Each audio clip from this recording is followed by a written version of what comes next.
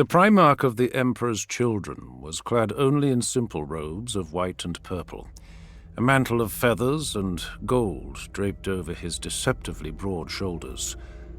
Armor was for war, or parades.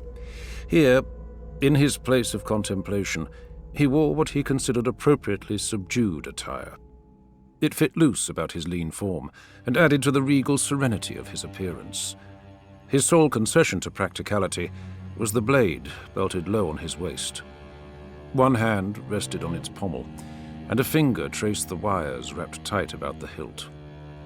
A gift, that blade, a sign of love, forged in respect. He treasured it above all else, save his own certainty. The blade and what it meant were signs that he was on the right path, that he had not turned his back on destiny, but rather embraced it.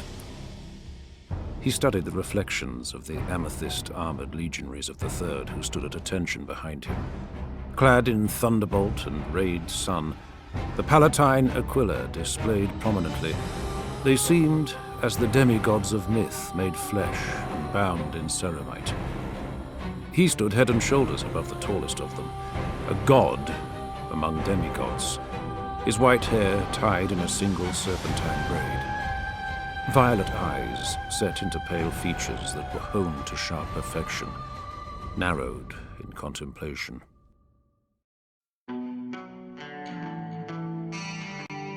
Fire and blood. It always came down to fire and blood, or so his brothers in their wisdom claimed. Compliance was forged in fire and cooled in blood, they said. Skies of ash and fields of bone. Fire and blood.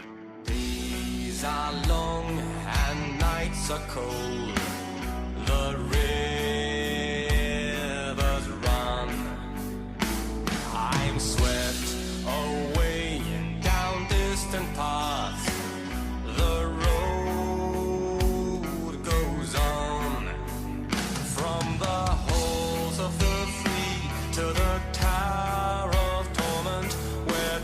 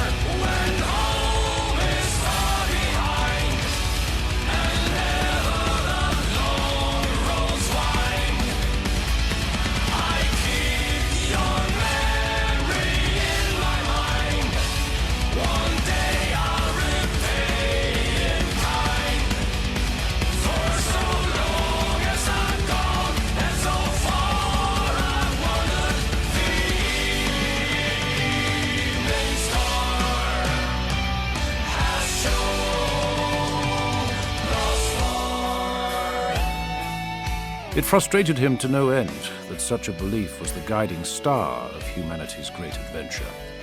Even the Emperor seemed to hold to it, though more for efficiency's sake than for any other reason. Fire and blood, efficiency and speed, the watchwords of the Great Crusade.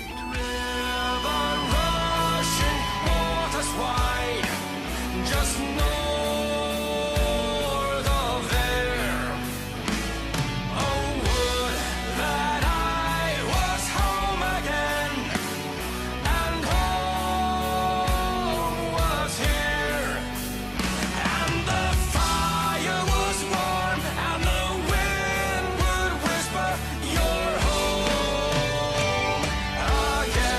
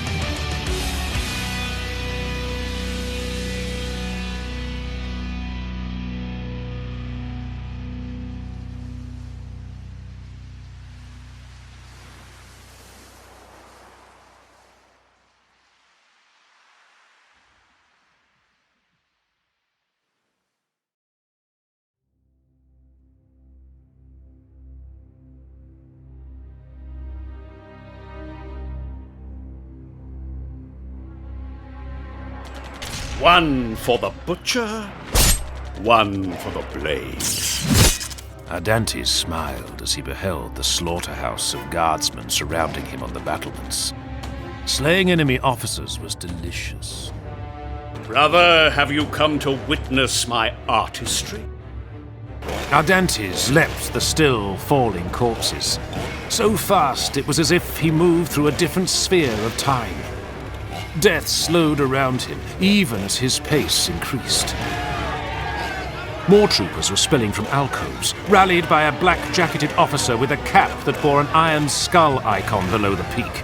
He was shouting, spitting froth and further to get his men to charge. Can you hear the music? Ardantes was murdering them, slicing them open in a flawless dance of death. Choreographed perfectly, he slew his way to the spouting officer. I will make a symphony of your